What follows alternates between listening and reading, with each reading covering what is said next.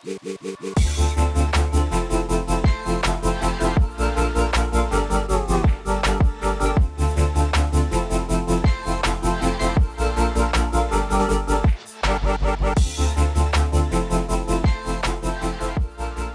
realizing this, right, you obviously had some point to reflect on the things you were doing. Where did you find the time or space to reflect on these things? So I feel in prison, it's like the best opportunity to do the reflecting, right? Because even in the street, right, before I caught the last 5 years, it was times that I'm in my car and I'm frustrated about what I'm doing and I'm banging on my steering wheel. But it's like I'm already into it. It's hard. It was harder for me to walk away while already created. This is what you created. You made your bed, you got to lie in it now. You know, I can't walk away right now. It's too many obligations. It's too many people relying on you. You're a part of something right now. You know, so I could never walk away. So when they finally took me away the last time, when the cops came in, I said, you know what, y'all, I've been waiting for y'all to come. I said, I wanted to ask you a question. What took you so long? Because I knew y'all was coming. You know, I've been to jail 6 different times in my life. I know they was going to come. So when they finally took me away this time, it was a relief. I said, you know what? I'm good now. You had already gone through. I'm done. Exactly. I'm done. But it doesn't come with just me saying that. It comes with an action, right? Right. So now I'm in prison. In prison, you know, people sell drugs. I had opportunities to where I could have sold drugs in prison. But guess what I did? I said, no, I don't want no parts of that no more. Because if I continue to do that now, what type of chance am I giving myself when I go out? You know, you have to start applying it now. Work on yourself now. So when you do get out, you already practice these behaviors and it became a part of you now. You know what I'm saying? So when I came home, it was easy for me to walk away. And I'm talking about walking away from, I was a kid that I'm not going to say I did the most or made the most money, but I did okay, you know? And the things that I was doing, I did okay to where it led to guys wanting to kill me. You understand? So what do you think allowed you to care? You know, because there's a lot of dudes out here that's still like that. They're not learning from these things, you know? True. So what made the difference? Like, what allowed you to say, to even pay attention to the fact that, you know, I don't like this anymore? First and foremost, I'll say my relationship with God, you know, and the fact that I've been shot 3 different times in my life. At 19 years old, like I said, when I thought I was going to die, I got hit in my stomach with a shotgun. A few months later after that, it was like a drive-by. I got grazed in my head. I've been shot 4 times with in my stomach. I've been stabbed. I've been through so much, and God has kept me around. He's kept me around for a reason. He didn't keep me around to keep doing the nonsense. He said, yo, listen, you a survivor, right? And you're a leader, and I need you. I need to use you. And when you start to realize your greater purpose in life, that's when you start to say, well, all that nonsense and all the bull crap was never even worth it. Having kids, right? I don't want that for my kids. I don't want my son to go out there and be a drug dealer. You understand? I don't want my son to rob nobody. I don't want this for my family. So how can I be doing this, but this is not what you want for your kids? You have to lead by example. You keep getting taken away out of these kids' life. You're affecting more people with your decisions than just yourself. The decisions you make affects the masses. It's not just about me. It's about everybody, you know? So I had to come to the realization, say, you know what? I got to take accountability, man. And I got to just do the right thing. That's it. I just got to do the right thing. Now, that's big, man, because kids, like even my age at the time, the image was sort of the opposite. You've been shot more times than Pac. But what did Pac do after he got shot? He got even more raised up. Aggressive. And that made, and you know, it's like there's more marketing towards going the wrong route than what you did. So that's it's great to hear your story. Because and you know what it is too. So the people who have the influence, so this is what they push to the youth. You got listeners, right? And you'll say in your song, yeah, oh, shot me, I'm gonna retire, boom, and bro, that's not cool. It's not cool. You're doing that to make money. But look at recently, right? Young Thug and a bunch of other rappers who just got arrested and locked up for things they might be in it. Who's to say? But I'm just saying, when you have an influence like that and you're doing certain things, people are going to come after you, bro. And if you're saying certain things and these things are actually happening, guess who they're going to blame? I could sit on my steps all day and just spread out negativity and don't be doing nothing. But all I'm doing is talking it. Negative. And the people around me, they picking up on this negative vibe. So if a kid walks around a block and robs somebody, who's part to blame for that? I am. If they go out and decide, oh, we're going to open up a block and start doing, who's to blame for that? If this is all I'm talking about to them, I am.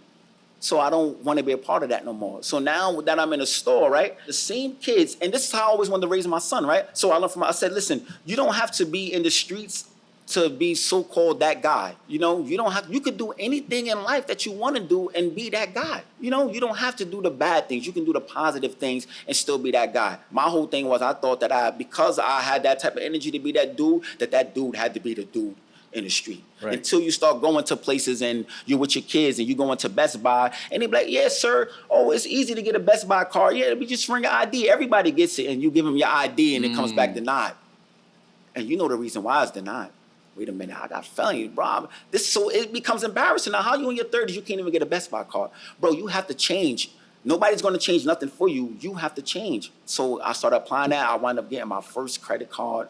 I built my credit score up to like 700. I got a couple of credit cards now. I got Macy's cards. Like now when I'm going to places, they're not looking at the felony, they're looking at the responsibility. Once you learn that game and you learn how that goes, then you learn how to manipulate that system too. So everything to me is like I'm learning new things and I'm trying to use these things to get me further in life, knowing that I don't have to go out into the street and think I'm going to hustle and sell drugs and do all these things because I could have made $1 million off of drug money and I wouldn't have been able to do nothing legit because what they want a credit score. They want to see that you pay taxes. We don't care about none of that money. It has to be clean. So I said, you know what? And they'll give you money for free. Once you got a good credit score on, they'll give you the money. I don't have to say I'm going to risk my life to go make $100,000 when I could just walk into a bank because my credentials is right. And they're going to say, here you go, Mr. Bowman. Good luck. So that's my goals right now, you know? So that was like part of the transition right there. And just the fact that just being grown and feeling a certain way, because a lot of dudes might feel how I feel, but they don't want to say it or they don't want to try to push that out there to the community because they're afraid that somebody's going to look at them as being weak. Or you're not tough no more. Or, you know what I'm saying? Yo, bro, you ain't about that life no more. No, this is about that life. Being a survivor and telling the truth and hopefully straying people away from going down that same path that leads you to absolutely nowhere. I mentioned to you a little while ago that I'm a teacher. Yes. So I'm always thinking about like how we communicate with children and the kinds of things we communicate with children. So I really found it exciting that you did have people in your life who were like looking out and saying, you know, I see what he's capable of.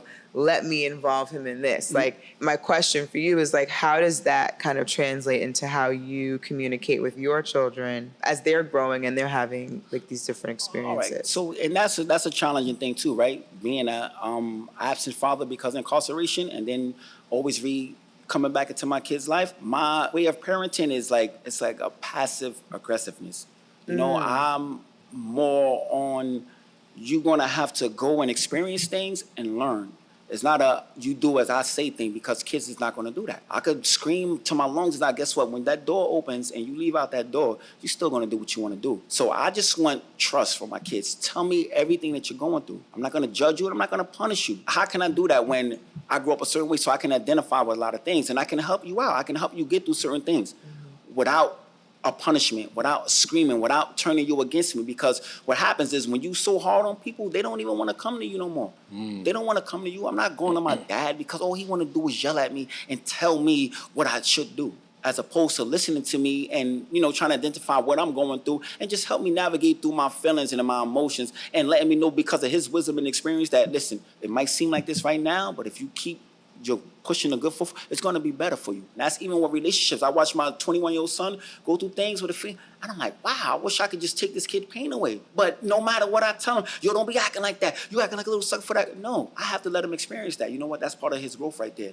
Because without that experience, he would never get stronger. What don't make you, break you. You know, so that's how I am. You know what I mean? My daughter, like, listen, y'all going to go do what you do. If I get a call from the school, guess what? Dad's going to come talk to you, and I'm going to let you know. So if they telling me that, oh, your daughter has an attitude, all right, I understand the attitude because I have an attitude. But then I go and tell my daughter, listen, attitude is fine, but you have to know when and where to turn it up. You understand what I'm saying? You can't give people attitudes all the time for nothing. You have to be professional about it. You know, you can't always show how you actually feel. So that means if you got to smile and be cordial just to get through what you got to get through, go ahead. However you feel inside, you just got to keep that on the cap, you know? So, and that's another thing too. I started paying attention, right? Being aware. And when you hear people tell you, oh, you know, God speaks to you through other people. When total strangers start saying things to you, and you're like, why did this person tell me this? It didn't come from that person. That came from, to me, it came from God. If somebody says, this kid right here, he's a good worker, and if we had 5 Donalds, we'll get rid of 25 of you other guys because this guy work ethic. They didn't tell me that for nothing. That was told for me, and I need to take that and wear it and put that into my body and operate off that same energy, because this is somebody seeing your hard work. So I know that hard work never goes unnoticed. You might think nobody's watching, but somebody's always watching, you know? And when you work hard for things, eventually the right people are going to come into your life and you're going to step to the next level, you know? But you can't be complacent about things and saying, well, this is what I want and I feel I deserve this because I've been through this. No, that's not the truth. You get what you work for, you know? That's powerful. Yeah, you don't deserve nothing.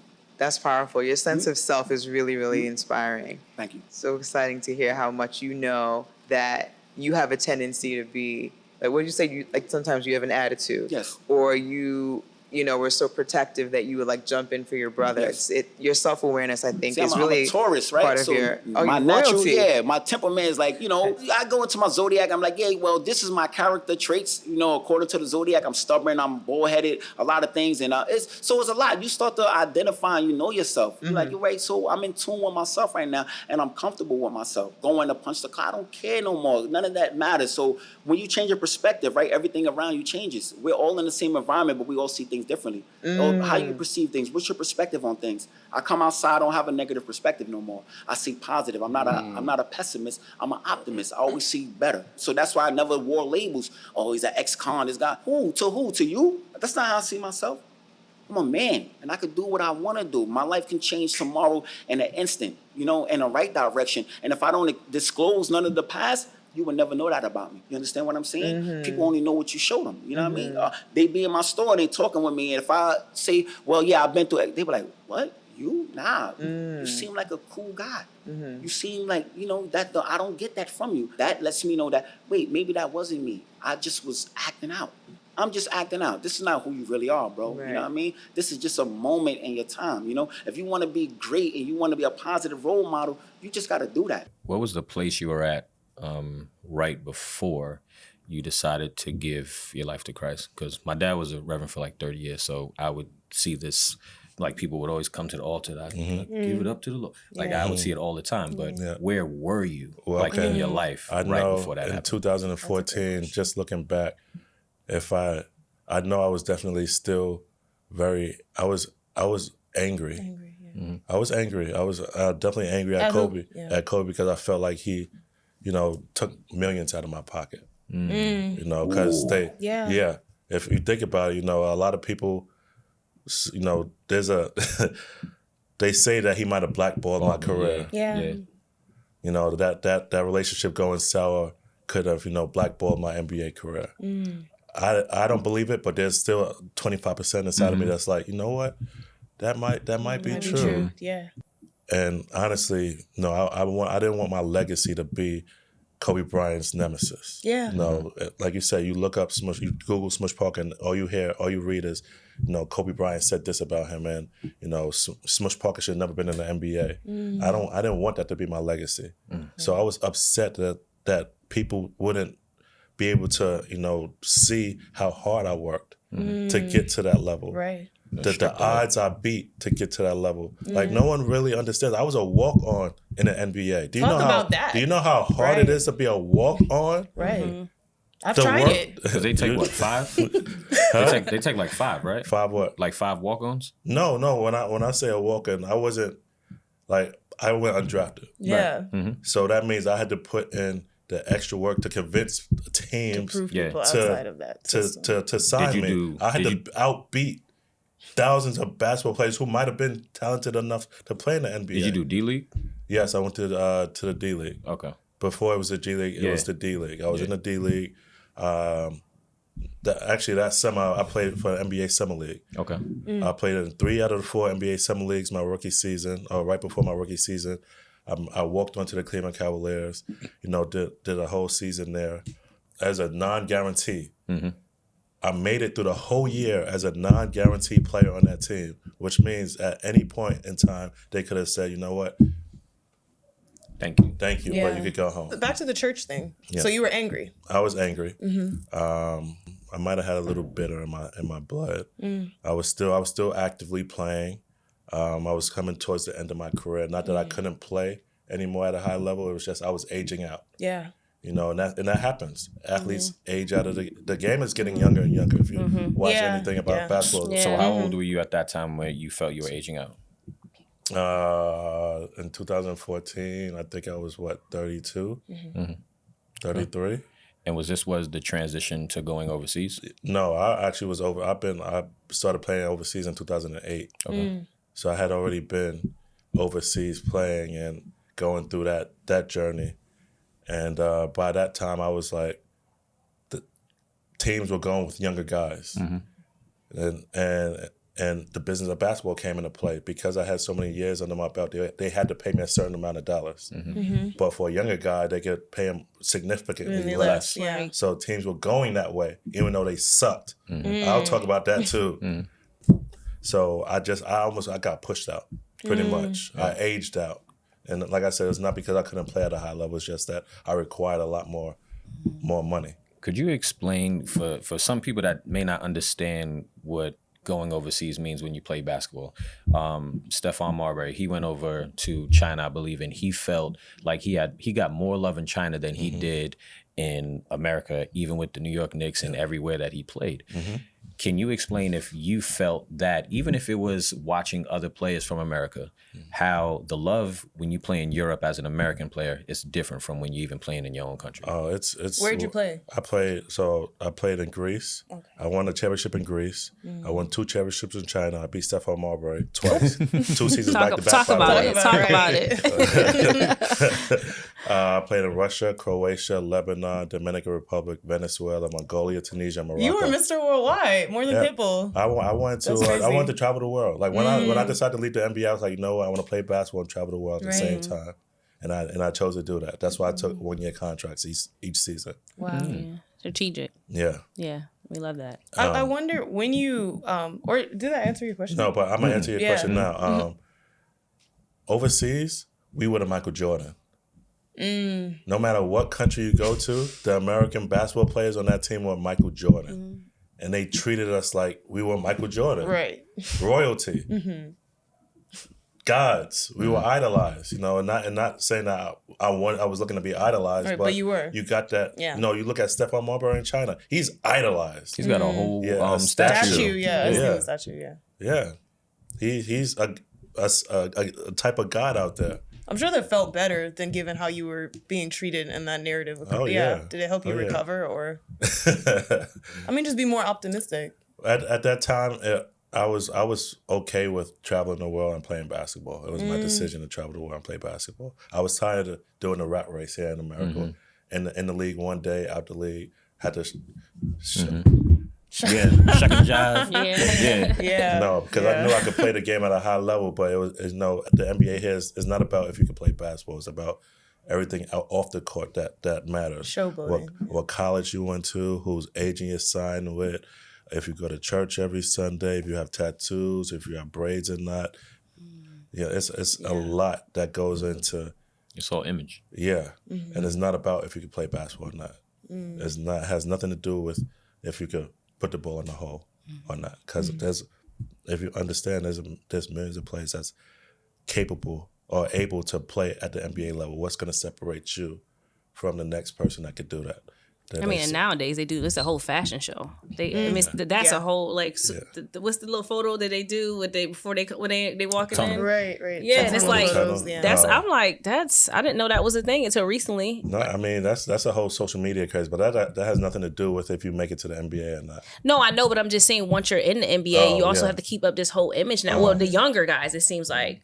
And now you even see LeBron and them comply to that kind of same thing where it's like a whole full blown. Because before it was when they incorporated the dress code. Yeah, I remember that. Yeah, so they had the dress code, and then once that started giving leeway, people would get. I remember it was a dude from the Brooklyn Nets with the big afro. I forgot the dude's name. Allen, something. He plays for the Cavs now. Yeah, he would get clowned because he would just come in just regular clothes. Yeah, and Jared Allen. And they would be like, "Yo, why you wearing like that? Why you?" He's like, "But why? I'm like, why?" And so it's like now the social media game is like, okay, what's the newest shoe? What's the dopest designer you got on? Who's coming through the tunnel? And then before you know it, now That's the main thing that's being pushed out every single day when you see an NBA player. Could you imagine still being in that as the New What's York, Smush the wearing? Brooklyn boy who just wanted to play ball to be like his dad? You couldn't even imagine that, right? No, I couldn't imagine that. Yeah. No. But what you said, that has nothing to do with what gets you into the NBA. So when you say there has to be something that sets you apart, what did set you apart? Like, why did Smush Parker make it? And Because you didn't. I was willing to do. Wait. Before you answer that, I played at a high level at Blessed Sacrament St. Gabriel High School. Sorry. All right. Right. You was balling? Yeah. Oh, okay. Check my records. I'm gonna check. I am. He might not have wanted to make it to the NBA. That's right. See? I wanted to run track. That's what I That's wanted. it. Oh. Yeah, let's talk about that, and you'd be pleasantly surprised. Okay. Yeah, you be our next guest on the Nugget. So what set me apart was I was willing to do everything that the next player wasn't. Like, so for me, I would show up to practice 2 hours early. I would stay 2 hours after practice. Right. No other player was willing to do that. I was willing to dive on the floor and be the first person in every drill that we did. Every sprint that we did, I wanted to be the first person, to complete it. Yeah. So it was my, you know what, I'm not gonna give them a reason to cut me attitude. That was my attitude. I'm not gonna give them a reason to. What pivotal experience do you think led up to this point now where you're pivoting into a career of wanting to be in like as a referee? Because you would be the fourth, right? Yes. So what has led up to that moment? So as my career was dwindling down, as I was being aged out of the game, I had to give serious thought to as what is Smush Parker gonna do the next 40 years of his life. And I knew I wanted to be a part of the game somehow, some way. I know I didn't want to go into broadcasting. That wasn't my avenue. Coaching, I don't have the patience for coaching. Too many personalities, too many egos. At least that's not me. You know yourself. That's not me. Yeah. Training, I didn't really want to go into training because again, you're still dealing with personalities and like I'm an introvert. I'm a loner. I like to stay to myself. What's your sign? I'm not getting into that. We're not about to do that. We're not about to do that. Thank you. I'm glad somebody finally said nothing. Lord. We're not about to do how mad that. they Y'all get? miss See love. how mad they Y'all get? love I'm Donald. not gonna do the man versus See woman how thing, mad but they got about that? But you have a Wikipedia, and I will look it up. Okay. And then I'm almost sure I could guess it. But Okay, we won't get into that. well, guess it. I want to see it. I'm not. What do you think? I don't want nobody writing me any letters. It's giving Gemini. It's giving Capricorn. Oh. Well, I'm born again. Come on. Born again. Look at his between- sweatshirt. Born again between the month of. No. I'm born again. I'm born again. What's his sweatshirt say? God. So let's get back to you with Spoken like a Gemini. going into being a referee in the next 40 years. Yeah. Sorry, I digress. You're just a big distraction. You throwing shots at my man, me, everything. I'm focused. Now. All right. I'm tapped in. Are you? Yeah. All right. So back to me being a referee. You want to answer that for me? No. No, you got it. Listen, All right. You sure? officiate. Oh. Okay. All Shots fired. Where's my whistle? Call a technical foul. Officiate. I had to give serious thought as to what I was going to do with the next 40 years of my life, and I don't know what thoughts led up to it, but a light bulb went off. Was like refereeing, and when that thought came to my head, I was like, "That's it." And since I want to say 2016, I knew I wanted to officiate when I retired from basketball. What's the process? Yeah, and what's the skill set too? The process and the skills. Well, you don't really need any skills to. No. That don't sound Yeah. that great. No. That's what my brother would say about referees. Though. Okay, so let me kind of break down refereeing. Yeah. Do you need skills to do ballet? I'm just asking. Yes. Or is that something that's taught to you? You need hardcore skills. Skills to do ballet? Yeah, I did ballet for 10 years. Yeah, you need like a lot of skills. So it's not something that's taught, like. No, as there's far like as- certain you're like, do you need height to play basketball? No, you don't. Okay, and that's but not a it's skill. definitely it's a Height benefit. is not a skill. Yeah, Muggsy but there are Bogues. things that are. Okay, name some skills. Being able to jump. Being Yeah, you able need to that. footwork. You need that. But you could be taught that stuff. That's what I'm saying. You could be taught those skills in basketball. Okay, Like there's some things you can't naturally just be a ballet dancer. right. Okay, so what I'm saying is when it comes to refereeing refereeing is very structured. And I liken it to ballet dance against hip hop dance. Hip hop is more fluid and it's free. Okay. You can kind of just flow. You just move to the music. You can't do that with officiating. It's structured. It's like ballet. There's a form. I see what you're saying. Yeah. There's a form to ballet. There's a look that you must have for ballet. So I say that, you know, with officiating, they want you to a proper posture. You know, they want you to pop your calls and be very your sharp. suit and tie. Sharp with your mechanics. You know, when I say mechanics with your call making, you can't just go out there and be, oh, that's a foul. Or that's a travel. You know, we know those calls as basketball players, but there's a form to how you show those calls. Right. Oh, that's why they be like, Yeah. That's why they be stern, Right. because we're supposed to show a form of authority. Right. We're supposed to control a game, and so we have to show like we're strong in our posture. We can't look weak, because if we look weak, then the players and the coaches think they can kind of control and run all over us. But is there special knowledge about the game that you don't necessarily need as a player? Like there must be more that you have to know, like a rule book or something. So, the rule book is about that thick. And I quickly learned that as a basketball player, I knew nothing about the game of basketball. It was a rude awakening for me. I thought I knew what I knew because I played basketball well. But when I became a referee, there's nuances to the game of basketball that I didn't know. you learned the science of basketball. The science of the rules of basketball. I mastered the science of the game of playing wise. But Did you realize you had been breaking them? The rules? Yeah. Yeah. Like, what was that process when you're like, okay, I realize I don't know anything about basketball? Like, you said that was like a rude awakening. But No, it was a rude. Like? Okay, so in the game, the higher up you go, there's 3 referees. Okay. Each referee officiates an area on the court. So if there's a play that happened down there, I used to scream at this referee over here, saying, what are you looking at? You don't see that, not knowing that he has an area on the court that he's designated to. Yeah. Because that's where he is on the court. He's not designated to that. I know that. Yeah. See what I mean? Yeah. So there's little things like that I was like, oh. And that's when they do like the hot mics, you're like, yo, I didn't see it. Exactly. I got it. Yeah. And as a player, like, yo, how you ain't see that? But you're not talking to the right official.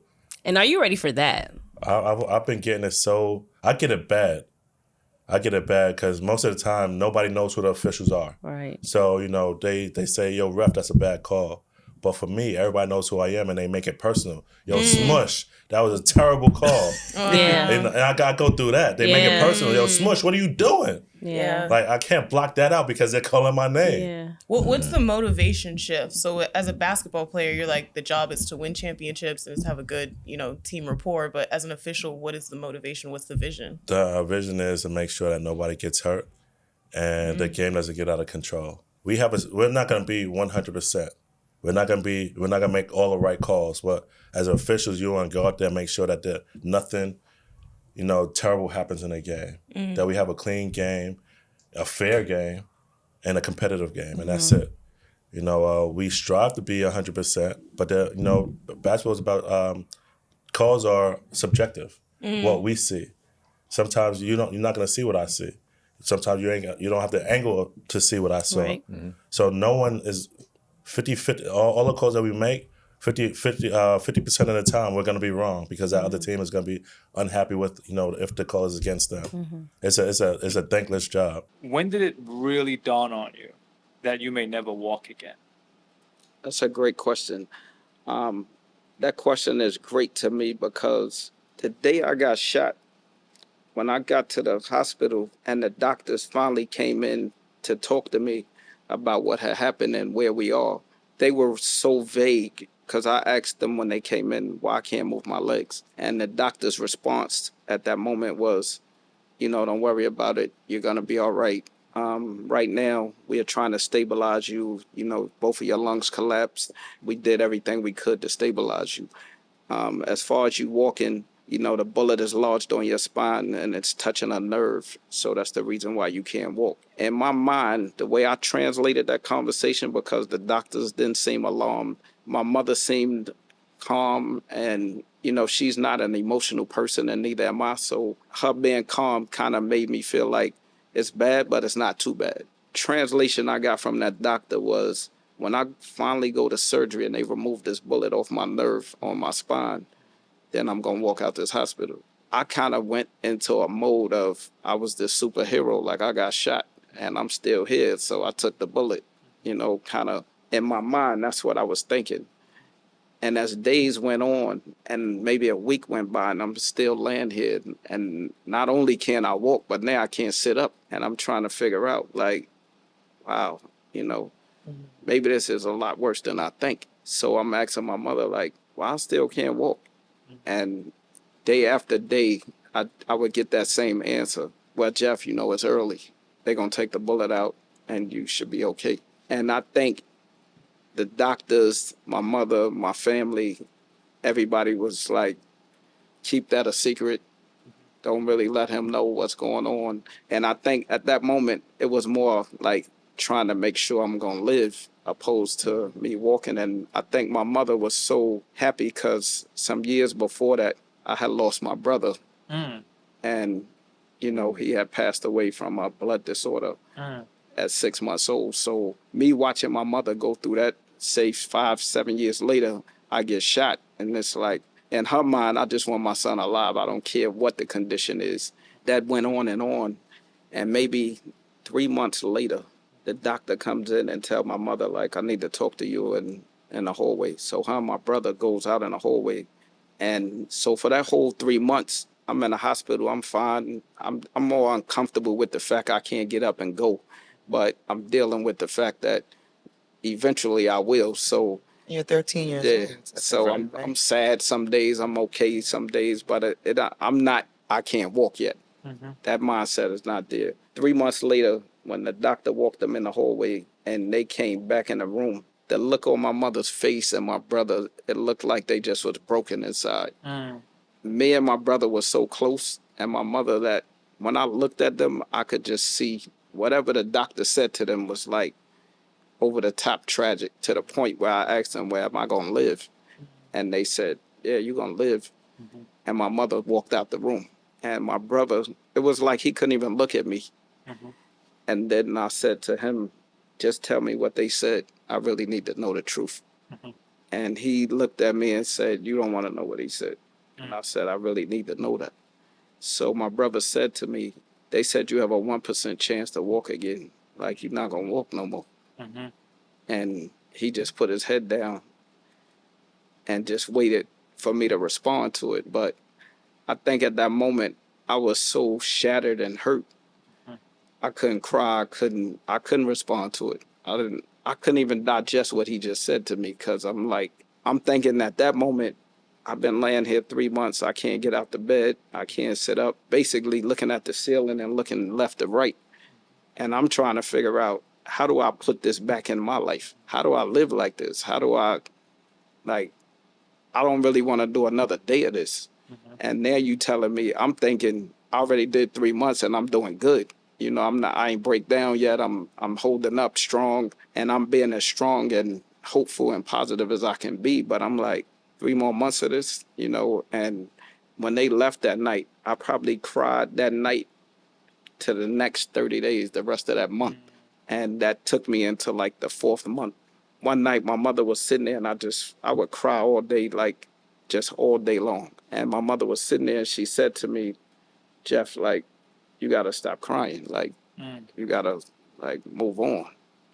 And I'm trying to say, like, move on how? Like, and I think at that point there was anger, there was like disappointment. Like, I'm feeling like, what did I do in life that this is the result of this? Did you feel any guilt as well? Yeah, I felt. What were the emotions like, Jason? Yeah. What were the emotions? My mother said something to me that kind of hit home with me, because I was blaming everything around me. I was blaming, like, why me? Why me? And my mother said, listen, if you would have came home like I told you that day, because I was supposed to go home and meet the guy to bring the delivery people to bring the furniture. And as usual, regular kid, I didn't listen. I did what I wanted to do. And she said, Jeff, listen, you're the reason why you're in this chair, in this situation. You didn't come home. You played with the gun, and this is what happened. I think at that moment, she made me realize I have to hold myself accountable for my situation. And Accountability. I think looking back, as hurtful as it was when she said that to me, that tough love is what made me who I am today. As much as we go through things in life and we want to point fingers and blame other people, at the end of the day, we are the result of all our decisions. And I made that decision to go to my friend's house. I made that decision to let him play with me with that gun. For the rest of my life, I held myself accountable. So I decided that, it's something that I have to deal with. I remember this little girl came in a room one day. I was crying, and she said to me, when you think you have it bad, somebody else have it worse. And I think that statement that she said to me, I thought about it so much that night that I stopped crying. And I think I stopped crying because I realized I'm in this wheelchair. I'm paralyzed. And I looked around this hospital. There's so many people that had worse situations, and they was dealing with it. They was living with it. So I felt like at this point, I got to learn how to deal with this. I had like several operations. So I remember I went to have an operation. When I came out of recovery, I was laying in the bed on the stretcher, and this guy next to me, his name was Abdul. He said to me, "Why are you crying?" Because tears was running out my eyes. I really didn't want to talk. So I'm like, "What you mean? Why?" I couldn't even understand the question because I'm saying I can't walk. So that's why I'm crying. I can't move my legs. And he looked at me and smiled. And it annoyed me so bad because I'm feeling like, why is he smiling? Like, what's funny about this? So he asked me, "Can you see your legs?" And I'm thinking like, at first I was so annoyed with him when I really thought about what he asked me. And I'm like, yeah, I could see my legs. So he snatched the sheet off of him and both his legs was gone. He had got hit by a train and it electrocuted both his legs. Metro North train hit him in the Bronx on 161st Street. And I didn't even really know what to say to him when I looked. Me looking at his legs missing and me thinking about what the little girl said to me that was 7, I think at that point in my life, nothing bothered me after that. Because it was almost like it was God's way of saying to me, take what you have and be satisfied because it could be so much worse. Just gave me that vision, and it was like that light at the end of the tunnel for me. And what did forgiveness look like? Or are you still in that process? I mean, we're talking about you being shot by your friend. Right. Right? It wasn't a ricochet. It wasn't, gang related. Right. And you had this feeling of being fearless, which, in looking at your resume, you still are. Thank you. Right? What does forgiveness look like for you, starting with your once friend? I love that question. And the reason why I love that question, as a motivational speaker, I did a speaking engagement and I separated the room because I asked the question, how many of y'all will forgive your friend for shooting you? I had maybe 5 people on the other side of that room that said they would forgive their friend. The rest of that place, everybody in there said they would not.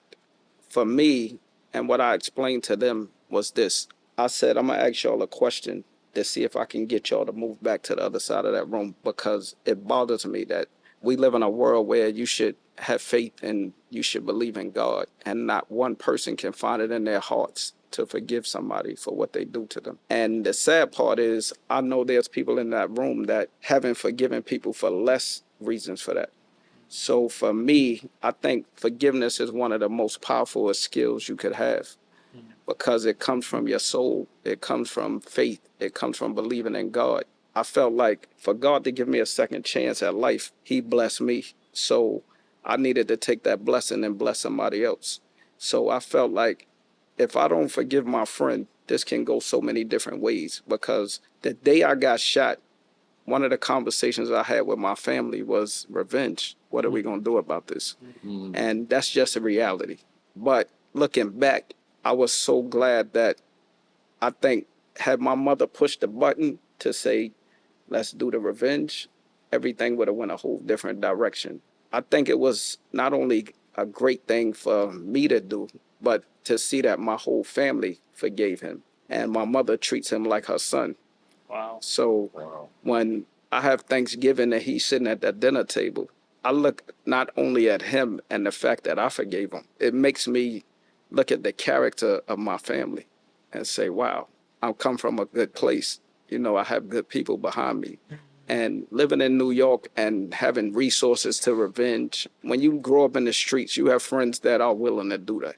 Just being 13 to be able to forgive somebody to that level. You know, when I speak and people always ask, what happened to your friend? And I say, he's still my friend, and they face change. It's like, how can he still be your friend? You know, and one of the chapters in the book, which was really one of the most interesting chapters that I wrote, was answering that question and explaining in a group of people when I was at my house in the book where I had a party and my friend showed up. And a couple of my friends said to me, like, why you didn't kill him? Why is he here? Like, how do you even talk to him? Especially right? back then. Exactly. I said to my friend, it's not always what somebody do to you, right? And one of the other things that I look at with this forgiveness that when I look back that I'm so happy I forgave him is because I go through life and we all make mistakes. And I don't think, had I not been shot and I had to live in a wheelchair and face that journey, that I would be touching the lives that I have touched being disabled. So as much as I want to walk, I don't feel like I can't guarantee that I would be the person that I am now. So I embrace the fact that I had this journey. I really appreciate having to go through this so I could see clear to where my purpose of life was. I did a play called The Royale, which is Jack Johnson's story. And I don't know if you all know who Jack Johnson is. He's the first black heavyweight champion of the world. Please look that brother up. That brother's a monster. Man, Jack Johnson, whoo! Marco Ramirez, incredible playwright. He wrote this play based on him loosely and kind of changed his name. He called him Jay Jackson instead of Jack Johnson, but we know who we're talking about. And so it was same thing, same story. I got that role the year after my wife passed. And I was so broken at that moment. I was so broken, and I didn't know where my strength was. I didn't know. I was like broken. I was like, I'm done. One of her really good friends hit me up, and she was like, hey, we're doing this play, and I think you'd be perfect for it. And at that time, I was like out of shape. I was just like, ugh. Like, I just was not feeling the greatest. And she's like, yeah, it's for this play, The Royale. And I originally auditioned for the first time that it came out years ago, and I didn't get it. So I was like, oh, yeah, I know the play, whatever. And I was like, yeah, we would love for you to audition and do it. And I was like, all right, I'll do it. And I auditioned, and they liked me, and they audition again. And they're like, we like you. And I'm like, all right. And they're like, all right, cool, you're booked. We want you. And I was like, all right. He looked at his belly. yeah. No, for real. Like, real talk. Y'all like, right? man, I was like, I don't know. Okay. Like, the brother was the greatest. And I boxed too by chance because I was boxing to deal with my situation. Because when my wife had cancer, I needed a place to express myself. So I just picked it up. So by that time, I've been doing it for years. And they were like, hey, do you happen to know anything about boxing? I was like, actually, I've been doing it for a little bit. Like, interesting, whatever. But the journey of this man's strength and the journey of who he was as a man in the play, you're realizing that his entire strength is laid upon him. That play allowed me to find my strength within me at that time, that I still had to keep going and fight physically. And I got in the best shape of my life. I was 235. I went down to 205. It was insane, bro. To tap into that, and a lot of the emotions that I was feeling in real life was going through me through the play, and allowed me to find my strength. I'm learning to be the Bechir that I need to be by playing the greatest fighter in the world. You know what I'm saying? And for him to be the greatest fighter in the world, he had to have some kind of a mental strength, especially around the time where racism, I mean, you're talking about Jim Crow. 1920s. Yeah. You know what I'm saying? And this man was bold. And, everything that I know of myself. How long was that period of time between the time when you... between she passed and the play? Yeah. I would say, because it was December, I got it in the summer. It was maybe like 5-6 months. Oh, my gosh. Wow. Yeah. Can you take us through that journey you mentioned? about your wife passing, because the way you're processing it even now is hella interesting. Can you talk about that? No, absolutely, absolutely. I mean, you know, I was blessed to marry. If you seen the pictures, she was a baddie. Let's be clear. I mean, dude, I've had interviewers apologize. I'm serious. So they look up on Instagram, and be like, they were like, oh wow, I'm sorry, I'm checking out. I'm checking her out. damn. I'm so sorry. My I bad, was just my like, bad. My bad. good. Take pride. Take pride. Yeah. She was beautiful. I mean, she is beautiful. She's amazing. She was a producer. I met her. She was working for NBC, and she was doing NBC Shortcuts. And at that time, I created my show, Make It Happen. That's the one that I wrote and produced and all that. And then we got audience award for it. And this is where I met her. This is a long 3-hour story about that. So when she got cancer 2 weeks before 31st birthday, we got married in 2014. Reason why I paused is because a lot of my family didn't know that I got 2 weddings. Sorry, y'all. But so we got married in 2014 by ourselves, and then we waited a whole year and we got married the same day because I have Haitian parents. I didn't want to die. Yeah, all right. I understand. Understand that. Yeah. I didn't want to die, so I went. You better. We have to do it another one the same day. So anyway, so we can celebrate this and be okay. So literally after a year, you know, unfortunately I got to, you know, really live in my vows. You know, she got really sick. They gave her 6 months when she was diagnosed. We changed her entire diet. We went extremely vegan. She survived 3. And within those 3 years, she busted her butt we learned so much information and seeing how much this colon cancer, colorectal cancer is like aggressive, yeah. And also to the Black community. We didn't know that. And so she decided to create her own company called Brown Sugar Rehab to basically tell people about it and everything like that. And so now I took on that mantle. I merged with Colon Cancer Alliance and also Black Health. And my goal is for people not to have to go through what I went through. It was the most difficult process any human being could ever go through. I still go through it to this day. Her passing was on the 12th of this month, which makes it even worse because the 11th is our wedding. So I'm celebrating my anniversary, and then the next, she held on. This is how much. Let me tell you one little thing about her strength. She held on the 11th. I remember looking at her eyes. I'm suited up, flowers, and she can't even talk. She's at that place of where you can't even talk anymore. And I'm looking at her eyes, and her eyes are just dancing, and she's holding on. And I'm like, I love you, and I'm celebrating our marriage. And she held on the next day, 12 o'clock, and that's when she passed. She wanted to make sure that my memory of my wedding was not going to be her death. So I was like, wow, dude. Okay. All right. So that was just one of those things about her that you just go, I got lucky. I got an angel. I got one of his angels, and I got to I always tell people, I got to love on God's daughter. And when you're responsible to God's daughter, there's a lot of pressure. You don't mess that up. Yeah. I mean, what's the alternative? There is none. You know what I'm saying? But that's powerful because it's not your first time battling. It's still different. Yeah, dude. I thought my dad's was bad. I thought my dad was my best friend. I mean, we're basically the same people, man. And when he passed, I thought that was it. I was like, how old were you when? 25 when he died. Okay, so 13 coming colon into the cancer States. also? Yeah. Wow. So I was like, yo. Almost 10 years after. Bruh, I couldn't even, my brain couldn't even, I didn't know that kind of pain existed.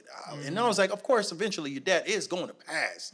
But I was like, not like this, bro. Yeah. Like to see a giant become literally shriveled up and just, it messed me up. I almost became an alcoholic. I'm just being really honest. It was just it was bad. And so when this happened, when she got sick, it was almost like God prepped me knowing what to do, because I saw how my dad was.